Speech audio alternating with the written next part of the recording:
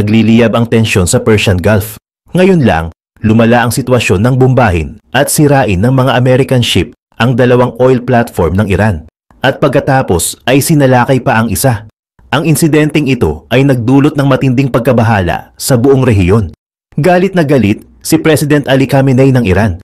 Tinawag itong isang malaking pagkakamali at nangakong gaganti ang Iran sa anumang paraan. Sa isang matapang na hakbang na nagdudulot ng gulat sa pandaigdigang ekonomiya, nagbabanta ang Iran na harangan ang Strait of Hormuz. Ang makitid na daanan ng tubig na ito ang dinadaanan ng halos 20% ng langis sa mundo na nagkakahalaga ng humigit kumulang $1 bilyong araw-araw. Ang hakbang ng Iran ay tugon sa kamakailang airstrikes ng United States sa kanilang nuclear facility na mas nagpalala sa umiiral ng conflict sa pagitan ng dalawang bansa. Umaasa ang Tehran na guluhin ang global energy supply, magpataas ng presyo ng langis, at itaas ang gastos sa mga pangunahing bilihin tulad ng gas at pagkain. Ang ganitong estratehiya ay naglalayong magpilit ng konsesyon mula sa United States sa pamamagitan ng paglikha ng economic turmoil sa buong mundo. Ngunit habang nakikita ito ng Tehran bilang isang panggipit na maaaring maging epektibo, nag-aalok ang kasaysayan ng babala, ang Operation Praying Mantis noong 1988. Noong unang bahagi ng 1980s, dalawang bansa sa Gulf, ang Iran at Iraq, ay nasa isang brutal na giyera na tumagal ng maraming taon. Nagsimula ito nang dumaan ang Iran sa isang revolusyon noong 1979 kung saan ang lumang monarkiya ay napalitan ng isang Islamic Republic. Sa panahong ito, ang bago nitong gobyerno ay sinusubukan pa ring makakuha ng kontrol at patatagin ang kapangyarihan nito sa isang rehiyong puno ng kaguluhan. Nakita ito ng pinuno ng Iraq, si Saddam Hussein, bilang isang pagkakataon upang umatake batay sa ilang dahilan. Una, nag-aalala si Saddam na ang bagong Islamic regime ng Iran ay maaaring magbigay inspirasyon sa paghihimagsik sa loob ng Iraq, lalo na sa sarili nitong Shiite population ng bansa. Ikalawa, gusto rin niyang ganap na kontrolin ang isang mahalagang daanan ng tubig na tinatawag na Shatt al-Arab, na ito ay naging isa sa mga pinakamapatay na giyera sa modernong kasaysayan ng Middle East. Habang nagpatuloy ang labanan hanggang sa huling bahagi ng 1988, desperado ang magkabilang panig na saktan ang isa't isa at Arab ang pag-atake sa mga tanker at pasilidad ng langis ng Iran sa simula pa lang ng giyera. Lumaban ang Iran sa pamamagitan ng pag-target hindi lang sa mga barko ng Iraq, kundi pati na rin sa mga tanker mula sa mga neutral na bansa, lalo na sa mga sumusuporta sa Iraq, tulad ng Kuwait at Saudi Arabia. Ginamit ng Navy ng Iran at ng Revolutionary Guard ang mabilis na bangka, mina at maging missiles upang tamaan ang mga barko. Ang mga pag-atake na ito, na madalas tawaging tanker war, ay ginawa ang Gulf na isang mapanganib na lugar para sa sinumang naglalayag dito. Pagsapit ng 1986, mahigit 100 ships na ang tinamaan at ang bayarin sa insurance para sa mga tanker ay tumaas ng husto. Kinakabahan ang mundo at hindi na ito kayang baliwalain ng United States. Nagpakita ang oportunidad para sa aksyon nang lumapit ang Kuwait. Ang Kuwait, isang maliit ngunit mayaman sa langis na bansa, ay nasa mahirap na sitwasyon. Ang mga tanker nito ay tinatamaan at kailangan nito ng proteksyon. Noong 1987, humingi ng tulong ang Kuwait sa United States at sa Soviet Union.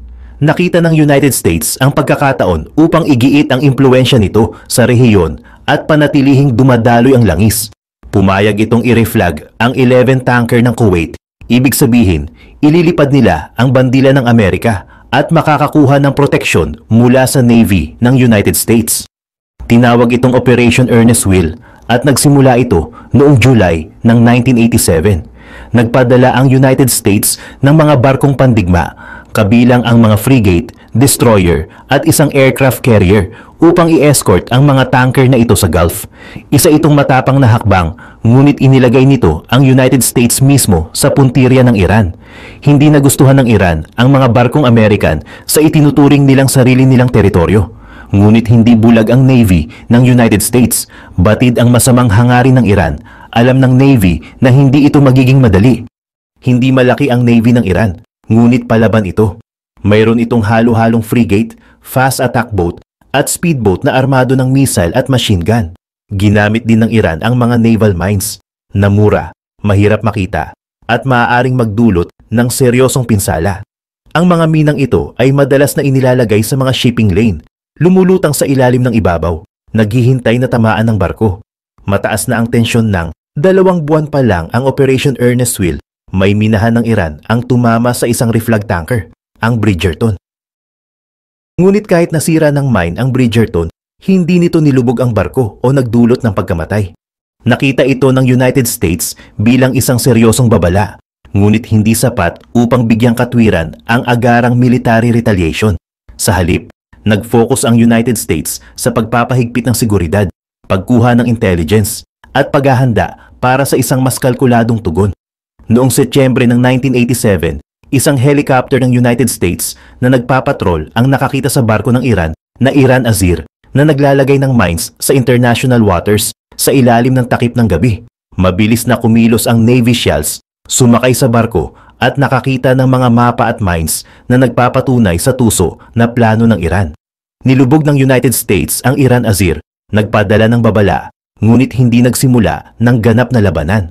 Isang umaga, noong October ng 1987, isang tanker ng langis ng Kuwait na tinatawag na Sea Isle City na may bandila ng Amerika ang tinamaan ng Iranian Silk War missile. Ang epekto ay mapangwasak para sa crew. 18 na katao ang nasaktan, nabulag ang kapitan ng American at isa pang crew member ang nawalan din ng paningin. Kahit hindi lumubog ang tanker, seryoso ang pinsala. Niyanig nito ang Washington. Kahit sinubukan ng United States na iwasan ang direktang laban, hindi ito maaaring hindi sagutin. Sadyang pinaputukan ng Iran ang isang barko na may bandila ng United States. Kaya 3 araw pagkatapos, gumanti ang United States sa Operation Nimble Archer. Binomba ng mga Navy destroyer ang 2 oil platform ng Iran, ang Rostam at Rashadat, na nagsisilbing base para sa mga pag-atake ng speedboat. Nagliyab ang mga platform, nasira ang kanilang radar at mga baril, nagbigay ng malaking pinsala sa kakayahan ng Iran na sumalakay sa Gulf. Gusto ng United States na magsilbi itong babala para sa Iran na umatras, at sa loob ng ilang panahon, nagtagumpay ito. Sa mga sumunod na buwan ng 1987 at unang bahagi ng 1988, nagkaroon ng tensyonadong cat-and-mouse game sa pagitan ng mga barko ng United States at mga bangka ng Iran, kung saan nagpapalitan sila ng warning shot at helicopter chase. Patuloy na tumaas ang pressure ng noong April 14, 1988, ang USS Samuel R. Roberts, isang guided missile frigate, ay tumama sa isang mine na nagdulot ng malaking pinsala at ikinasugat ng 10 marine. Kinumpirma ng United States na gawa ng Iran ang mine. Hindi lang ito isang random na pag-atake. Ito ay isang direktang hamon sa presensya ng Navy ng United States sa Gulf. Armed with concrete evidence, hindi papayag si President Ronald Reagan na palagpasin ito. Ang United States ay nahiya na sa rehiyon. Una ay sa Iran hostage conflict noong 1979, kung saan binihag ang 52 Americans sa embahada ng United States sa Tehran. At muli ay sa 1983 Beirut Barracks bombing, kung saan 241 American peacekeeper troops ang namatay. Nais ni Reagan na magpadala ng malinaw na mensahe, "Attack the United States and you will pay the price." Ang planong tinawag na Operation Praying Mantis ay mabilis na ginawa. Ang layunin ay tamaan ang Navy ng Iran at mga military assets sa Gulf na nakatuon sa 2 oil platform na ginagamit bilang mga command post ng Iran, ang Sasan at Siri. Nais nilang sirain ang mga ito upang pahinain ang kakayahan ng Iran na sumalakay. Bumuo ang Navy ng United States ng isang malakas na puwersa para sa operasyon na itinakda sa April 18, 1988. 3 Service Action Group o SAG ang itinalaga sa iba't ibang target. Ang SAG Bravo kasama ang destroyer USS Merrill, destroyer USS Lind McCormick at amphibious ship USS Trenton ay haharapin ang Sasan platform. Ang SAG Charlie kasama ang cruiser USS Wainwright, frigate USS Simpson at destroyer USS Bagley ay inatasan sa Siri platform. Isang ikatlong grupo, SAG Delta, kasama ang destroyer USS Jackson Williams, USS O'Brien at USS Joseph Strauss ay hahawak ng anumang barko ng Iran na lalabas upang lumaban. Ang air support ay ibinigay ng carrier USS Enterprise, A-6 intruder plane at F-14 Tomcat fighter.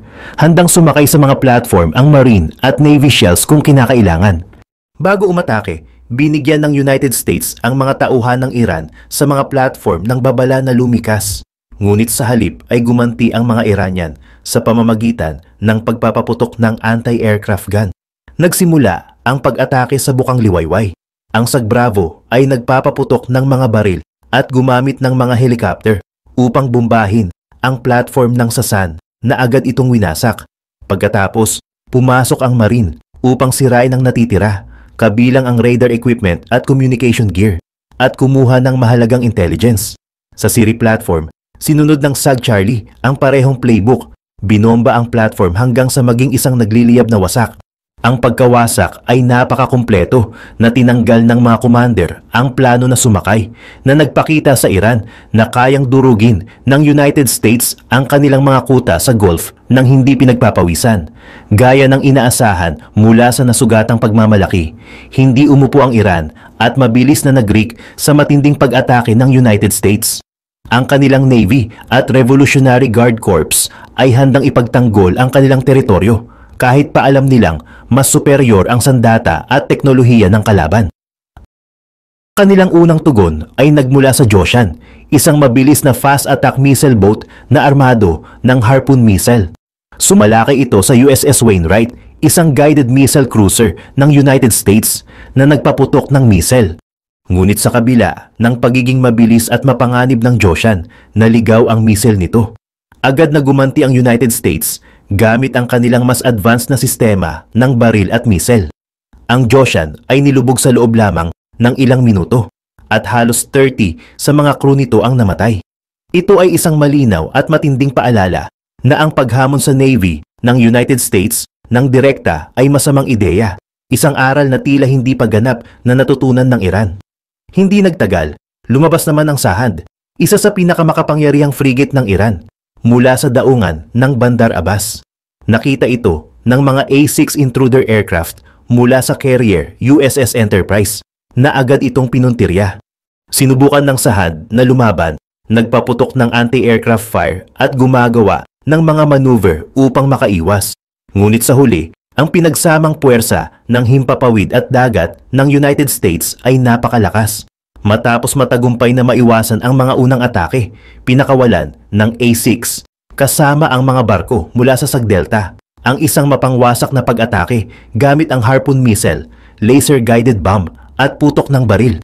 Tinamaan ang Sahand sa iba't ibang bahagi nito at sa huli ay sumabog ang amunisyon ng barko.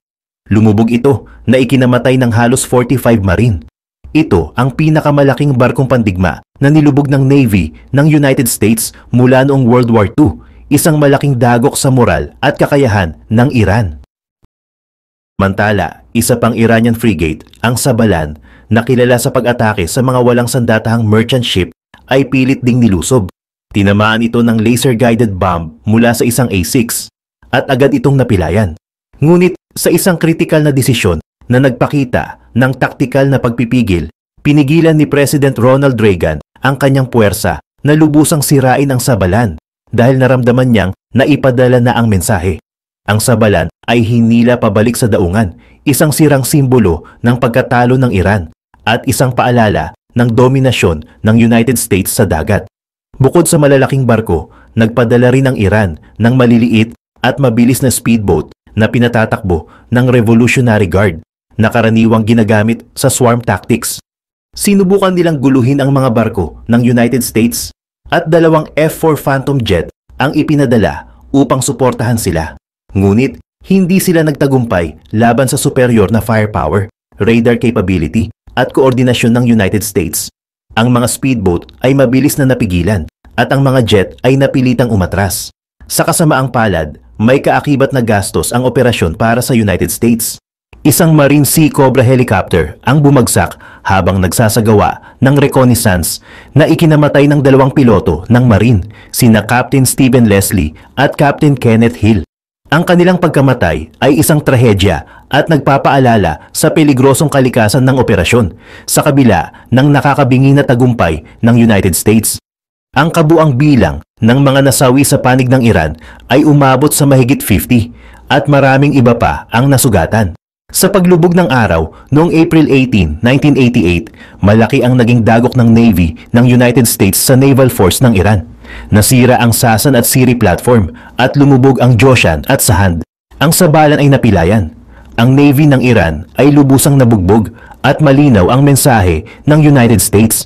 Ang pagkatalo ng Iran ay nagdulot ng malaking pagkalugi sa tauhan at barko.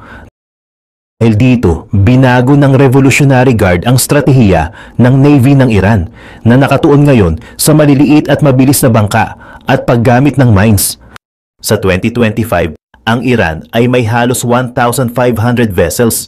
Karamihan ay speedboat at mini-submarine na sinasanay sa swarm tactics at pagkakalat ng mines sa Strait of Hormuz. Noong 2019, tinamaan ng Iran ang mga tanker sa Gulf of Oman at kamakailan ang mga Houthi na sinusuportahan ng Iran ay naglunsad ng mga drone sa mga barko ng United States sa Red Sea. Noong 2024, sinubukan ng Iran ang mga drone swarm sa mga ehersisyo sa Gulf na nagpapakita ng kanilang umuusbong na banta. Ang mga hakbang na ito ay nagpapakita ng kakayahan ng Iran na saktan ang United States nang hindi nagpapakalantad sa isa pang matinding pagkatalo. Samantala, pinahusay ng United States ang kakayahan ng Navy nito, namuhunan sa mas matatalinong sistema at regular na nagsasagawa ng mga pagsasanay. Ngayon, sa 2025, ang Navy ng United States ay nananatiling dominado. Ang Arleigh Burke-class destroyer ship ay nagdadala ng SPY-6 Raider. Sinusubaybayan ang daan-daang target. Ang F-35 jets, mga kahalili ng A-6, ay umaatake mula sa labas ng abot ng kaaway, habang ang MQ-4C Triton drone ay nagpapatrol sa Gulf. Ang mga carrier strike group na may 7,000 marine ay nagsasanay para sa swarm tactics ng Iran. Sa isang $200 billion na budget, ang Navy ng United States ay handa sa halos anumang modernong hamon. Ang lakas nito ay nakaugat sa tagumpay na iyon halos 4 na dekada na ang nakalipas. Ang Operation Praying Mantis ay naging isang blueprint para sa modernong Navy sa buong mundo na nagpapakita kung paano mapapabagsak ng teknolohiya at pagtutulungan ang isang kaaway. Nagdulot din ito ng pagpapatibay ng alyansa ng United States sa mga bansa sa Gulf tulad ng Kuwait, Saudi Arabia at ang UAE na humantong sa isang malaking base sa Bahrain na ngayon ay tahanan ng 9,000 na tauhan at patuloy na defense deal. Taon-taon ay ginaganap ang mga joint drill sa Gulf kasama ang United Kingdom at Australia, nagsasanay sa pagkontra sa mga missile boat. Ang mga kaalyado ng Iran tulad ng China at Russia ay nagsasagawa ng mga engranding drill ngunit walang katulad ng kakayahan ng sa United States. Ang China na inspirasyon ng Praying Mantis ay nagtayo ng Type 052D destroyer na may advanced missile na natuto mula sa pinagsamang puwersa ng himpapawid at dagat noong 1988. Ngayon, sa 2025, ang banta ng Iran na harangan ang Strait of Hormuz gamit ang mine at bangka ay bumubuhay ng mga lumang alaala. Kung ipapatupad ng Iran ang banta nito, sumasabak sila sa isang mapanganib na sitwasyon. Ang Navy ng United States na may 30 ships na nagpapatrol mula sa Bahrain, F-35 jet na lumilipad sa itaas at drone na nagmamasid sa bawat wave ay handang kumilos ng mabilis. Ang isang maling hakbang ay maaaring magresulta sa paglubog ng mga speedboat ng Iran at paglapastangan sa kanilang mga missile site sa loob lamang ng ilang oras tulad ng 37 years nang nakalipas. Kung magaganap ang blockade, tataas ang presyo ng langis na mas makakasama sa mahina ng ekonomiya ng Iran kaysa kaninuman. Mararamdaman ang epekto ng Saudi Arabia, Qatar at mga pandaigdigang merkado, ngunit pananatilihin ng United States na dumadaloy ang strait tulad ng dati. Alam ng mga pinuno ng Iran ang mga posibilidad. Gayunpaman ay patuloy silang nagpapataasan ng boses upang ipakita ang kanilang pagmamalaki. Ang Persian Gulf ay patuloy na naging isang entablado para sa power play at ang Operation Praying Mantis ay isang pagpapakita ng lakas na nananatili pa rin. Nagmamasid ang Gulf at naghihintay ang mundo, alam na ang isang maliit na apoy ay maaaring magliyab na tanging ang United States lang ang kayang pumatay.